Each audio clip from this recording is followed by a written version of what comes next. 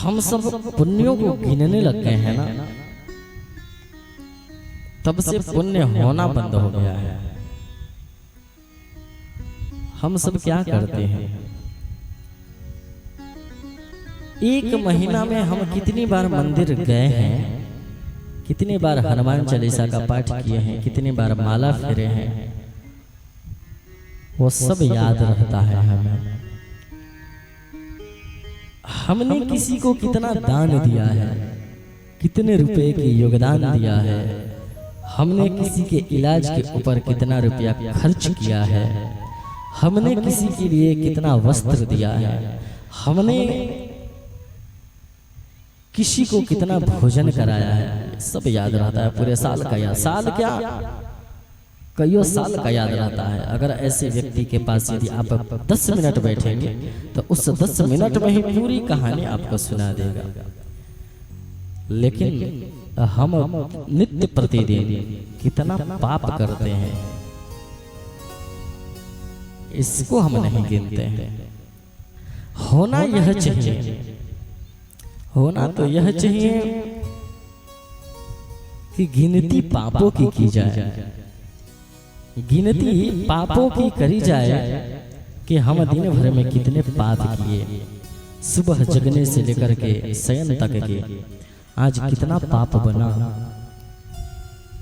उसको याद करें। और एक महीना में हमने कितना पाप किया, कितनी बार झूठ बोले, कितनी बार हमारे मन में किसी के प्रति द्वेष भाव आया, ईर्ष्या भाव आया, इसको याद करने की जरूरी है। यदि आप अपने पापों को गिनने लग जाएंगे तो ऐसा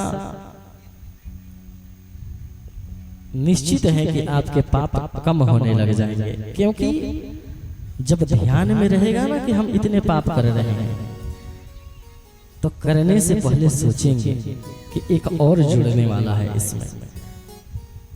हम सब माला फेरते हैं, उसको हम गिनते हैं कि कितना फेरे, कितना, और याद रहता है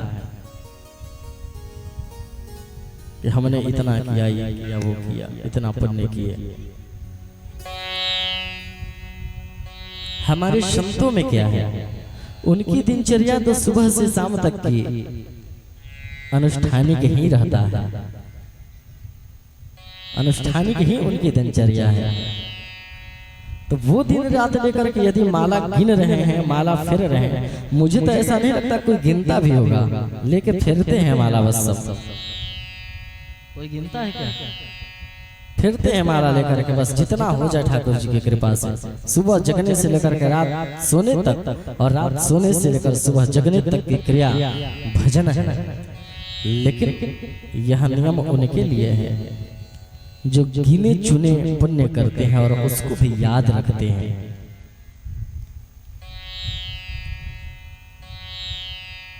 हम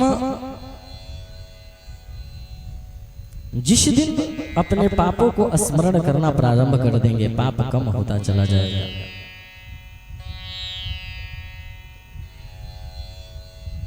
कल हमने कल के प्रसंग में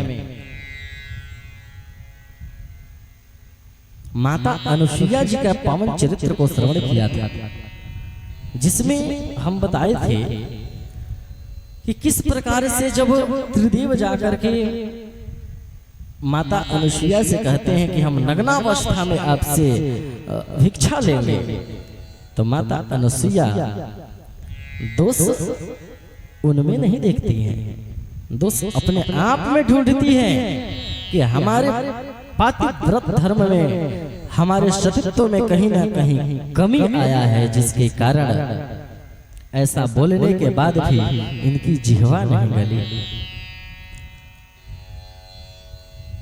हमें यदि कोई गाली दे रहा है, कोई बोल रहा है, कोई डांट रहा, फटकार रहा है, ऐसा समझिए कि कहीं ना कहीं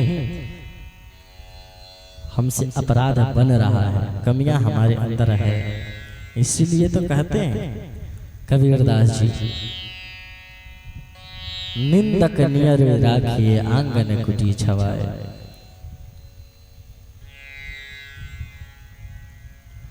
निंदक को नियरे रखने के लिए कहे हैं कि निंदा कोई व्यक्ति करता है ना तो हमारा पाप कम होता है उससे। और महाराज जी महात्मा कोई किसी से हम सुने थे, किसी महात्मा के मुखारविंद से, कि जो निंदक होते हैं ना